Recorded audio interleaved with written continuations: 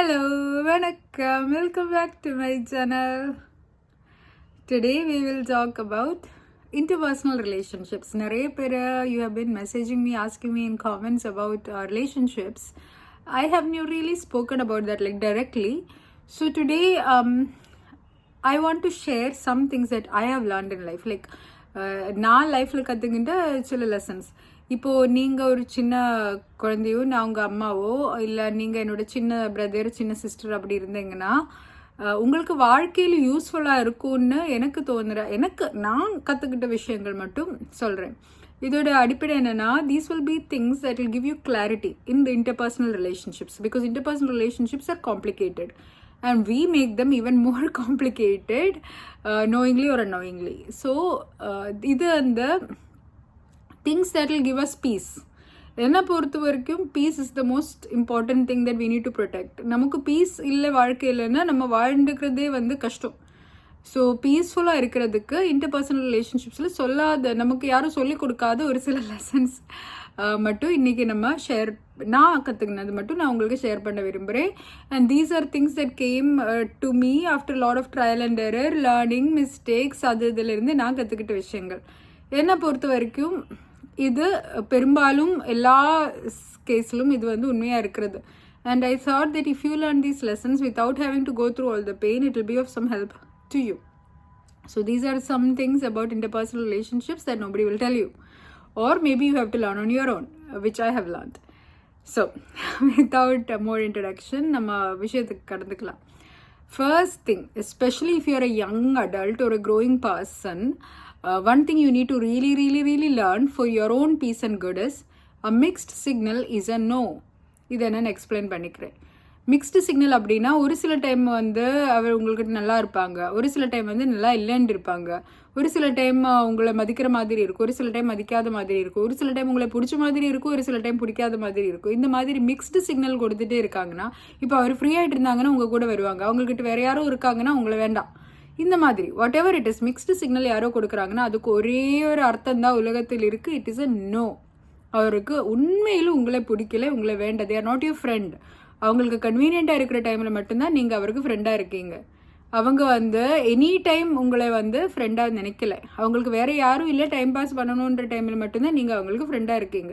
இல்லை அவங்களுக்கு சுச்சுவேஷனில் உங்களை தேவை, உங்களுக்கு ஒரு யூஸ் இருக்குது, அந்த டைமில் மட்டும் அவங்க உங்களை ஃப்ரெண்டாக நினைக்கிறாங்க. ஸோ இந்த மாதிரி மிக்ஸ்டு சிக்னல் கொடுக்குறவங்க கூட நம்மளோட டைமை நம்மளோட எஃபர்ட் நம்ம வேஸ்ட் பண்ணால் நமக்கு தான் நஷ்டம், நமக்கு தான் லாஸ். அதிலிருந்து எந்த பிரயோஜனமும் வர்றதுக்கு இல்லை. Truth which it will feel hurtful. நம்மளுக்கு நிறைய ஹோப் இருக்கும், இல்லை அப்படி இல்லை, அவர் நல்லவர், நம்ம ஃப்ரெண்டு அப்படின்னு நம்ம நினைக்கிறோம். பட் ட்ரூத் இஸ் தட் ஒருத்தருக்கு நீங்கள் உண்மையிலே ப்ரையாரிட்டினா they will find time for you. யாரும் அந்த அளவுக்கு பிஸி இல்லை. உலகத்திலே பிஸியான ஆள்கள் கூட if they truly care about you they will make time for you.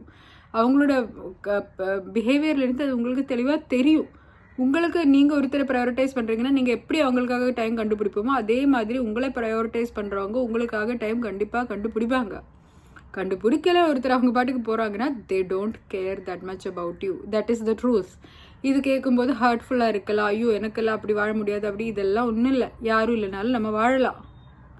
வாழறதுக்கு நேற்று பார்த்து ஒருத்தர் தேவையே இல்லை, சரியா? நீங்கள் வாழ்கிறதுக்கெல்லாம் யாரும் நம்ம நம்பிட்டு உட்காந்துருக்க தேவையில்லை. நீங்கள் உங்களை நம்புங்க, அதுதான் முக்கியம். மற்றவங்க எல்லாம் அதுக்கப்புறம் தான். So if somebody is giving you mix signal, please lesson number 1, it is a no. If somebody wants you they will prioritize you. If somebody is your true friend they will show up on their own.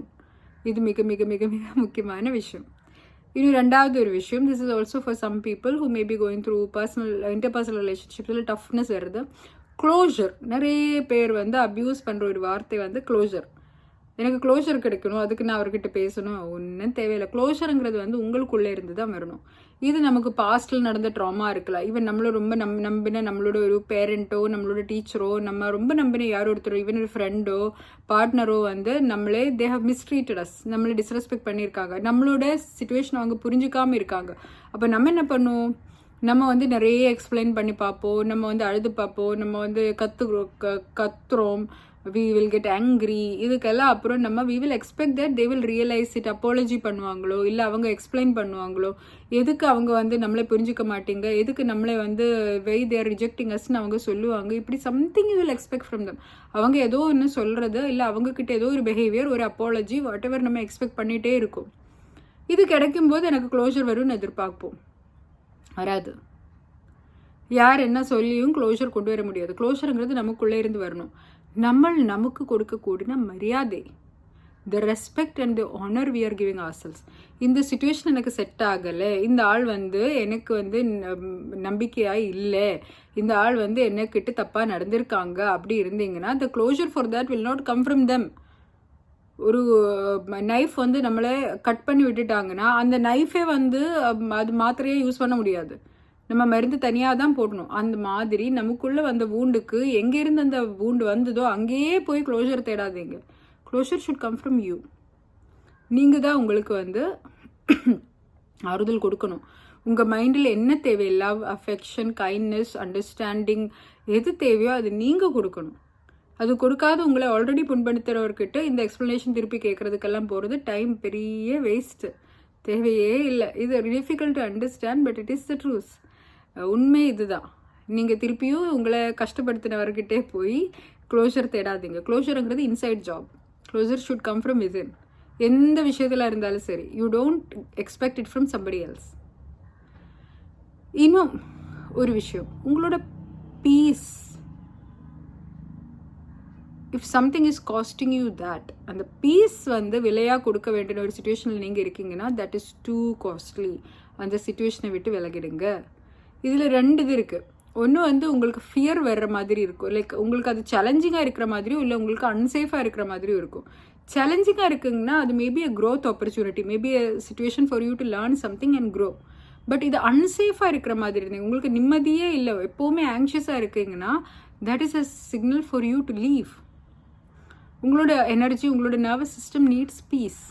அது கிடைக்கிற இடத்துல நீங்கள் இருக்கணும். இல்லாமல் நீங்கள் conflict இருக்கக்கூடாது, அன்சேஃபாக இருக்கிற சுச்சுவேஷனில் இருக்கக்கூடாது. If it is unsafe then leave. When people show you who they are, believe them the first time. அவங்க முதல் முறையாக உங்கள்கிட்ட அவர் யாருன்னு உங்களை காமிப்பாங்க, அந்த டைமில் நீங்கள் அவரை நம்புங்க. நீங்கள் அவங்கள பற்றி உங்களுக்குள்ளே உருவாக்கி வச்சுருக்கக்கூடிய இமேஜை நம்பாதீங்க. அவர் யாருன்னு அவங்களோட பிஹேவியர் காமிக்கும். அவங்க சொல்கிறது ஏதோ சொல்லலாம், நான் வந்து எந்த மாதிரி ஆளாக இருந்தும் எப்படி வேணும் பேசலாம், பேசுகிறதுக்கெல்லாம் ஒன்றும் பணம் செலவு கிடையாதுல்ல. ஆனால் ஒரு விஷயம் வரும்போது நம்ம எப்படி பிஹேவ் பண்ணுங்கிறது நம்ம யாருன்னு உண்மை சொல்லும். இதே மாதிரி ஒருத்தர் உங்களுக்கு உண்மையை காமிக்கிறதா இருந்தால் தயவு செஞ்சு அதை நம்புங்க. That is who they are. அவங்க சொல்கிறவர் இல்லை, அவர் என்ன செய்கிறாரோ அதுதான் அவர். அப்போ அந்த மாதிரி அந்த ஆளை எப்படி பிஹேவ் பண்ணுறாங்க அதை பொறுத்து நீங்கள் அவரே ஜட்ஜ் பண்ணிக்கோங்க. ஒருத்தர் ரஃபாக பேசினாலும் ஆக்சுவலாக பிஹேவியரில் வந்து தாட்ஃபுல்லாக இருக்காருன்னா he is a thoughtful person. ஒருத்தர் வந்து ரொம்ப ரொம்ப அன்பாக பேசுவாங்க, பட் ஏதோ ஒரு தேவை நம்மக்கிட்ட இருந்தாங்கன்னா அந்த ஆளை காணும் அப்படி இருந்தாங்கன்னா தே ஆர் நாட் ஜென்வின், அவ்வளோதான். So this is something we need to understand. And ஃபொர்கிவ்னஸ்ங்கிறது நம்ம ஒருத்தரை வந்து மன்னிச்சு விடுறது அவருக்காக இல்லை, நம்மளுக்காக, நம்மளோட மைண்டோட நிம்மதிக்காக. நம்ம எல்லா ஆள்களே வந்து அவங்க அது பண்ணிட்டாங்க இது பண்ணிட்டாங்கன்னு ரிசன்மெண்ட் நமக்குள்ளே வச்சுட்டே இருக்கும்போது நமக்கு என்ன ஆகும்னா வி பிகம் பிட்டர். நம்ம பிட்டராக எப்போவுமே கம்ப்ளைண்ட் பண்ணக்கூடிய பிட்டர் ரிசென்ட்ஃபுல் பீயிங்ஸாக மாறிடும். ஒரு சில டைமில் என்ன ஆகும்னா ரெண்டு நல்ல மனிதர்கள் தான், ஆனால் அவருக்குள்ளுக்குள்ளே இருக்கிற பிரச்சனைகள் அவங்க பேசாமல் உள்ளுக்குள்ளே வச்சு ஆர்கனைஸ் பண்ணிவிட்டு இல்லை பேசினாலும் புரிஞ்சிக்காமல் இப்படி தி பிகம் பிட்டர். இந்த பிட்டர்னஸ்னாலே லைஃப் வீணாக போயிடுங்க. நம்ம வந்து ஃபொர்கிவ் பண்ணணும். At some point if you really love somebody you have to forgive them. அவங்க உண்மையிலே ஏதோ தப்பு பண்ணிட்டாங்க அண்ட் உங்களால் முடியும்னா ஃபொர்கிவ் பண்ணி விட்டுடுங்க. அது நீங்கள் ஃபொர்கிவ் பண்ணாமல் உங்கள் மனசுக்குள்ளே ஏற்றிட்டு அதை வச்சுட்டே இருந்தீங்கன்னா உங்களுக்கு தான் கஷ்டம். They will never feel anything. நீங்கள் எவ்வளோ ரிசன் பண்ணாலும் அவருக்கு அதில் எதுவும் ஆகாது. நீங்கள் அதை ஃபொர்கிவ் பண்ணிட்டு போயிட்டே இருந்தீங்கன்னா உங்களுக்கு நல்லது. ஃபொர்கிவ் பண்ணணுன்னா தப்பான பிஹேவியர் வந்து திருப்பி ஆக்செப்ட் பண்ணணும்னு இல்லை. அது வந்து நீங்கள் ஒரு பவுண்டரி எஸ்டாப்ளிஷ் பண்ணி இந்த மாதிரி ஆளை வந்து எனக்கு என் வாழ்க்கையில் வேண்டான்னு விட்டுட்டே போயிடலாம். பட் நடந்ததை வந்து நம்ம ஃபொர்கிவ் பண்ணணும். நம்ம மிஸ்டேக்கு அவங்க மிஸ்டேக் இதெல்லாம் நம்ம வாழ்க்கையில் சகஜங்க. நம்ம யாருக்குமே எப்படி வாழணும்னு தெரியல. நம்ம எல்லாரும் இங்கே வந்து தான் கற்றுக்குறோம். யாருக்கும் எந்த புத்தகமும் இல்லை, வாழுது இப்படின்னு சொல்லிட்டு யாரும் எந்த புத்தகமும் நம்மக்கிட்ட கொடுக்கல. ஸோ நம்ம ஏதோ பார்த்து எப்படியோ போயிட்டே இருக்கோம். அவங்களும் அந்த மாதிரி தப்பு பண்ணியிருக்கலாம், நம்மளும் தப்பு பண்ணியிருக்கலாம். So we need to understand that we will forgive them. But இதை அக்செப்ட் பண்ண முடியாத விஷயம், அவரும் அந்த தப்பாக ஏற்றுக்கல அப்படி இருக்கும்போது we don't need to keep them in our life. இல்லை அது ஒரு பவுண்ட்ரி நம்ம எஸ்டாப்ளிஷ் பண்ணிக்கலாம். இந்த லைனுக்கு மீது நீங்கள் வர முடியாதுன்னு நம்ம பவுண்ட்ரி வச்சுக்கலாம். பட் forgiveness நமக்குள்ளே இருந்து கொடுக்கறது நமக்கு நிம்மதி தரும். இது ரிசென்ட்ஃபுல்லாக வச்சுக்கிட்டே இருந்து ரிவெஞ்சுக்கெல்லாம் போகிறதெல்லாம் பெரிய வேஸ்ட்டு. அவர்கிட்ட அப்பாலஜி வந்தால் தான் நம்ம அனுப்பி கொடுப்பேன்னு சொல்கிறதுலேருந்து அவருக்கு எந்த பிரச்சனையும் இல்லை, நமக்கு தான் பிரச்சனை.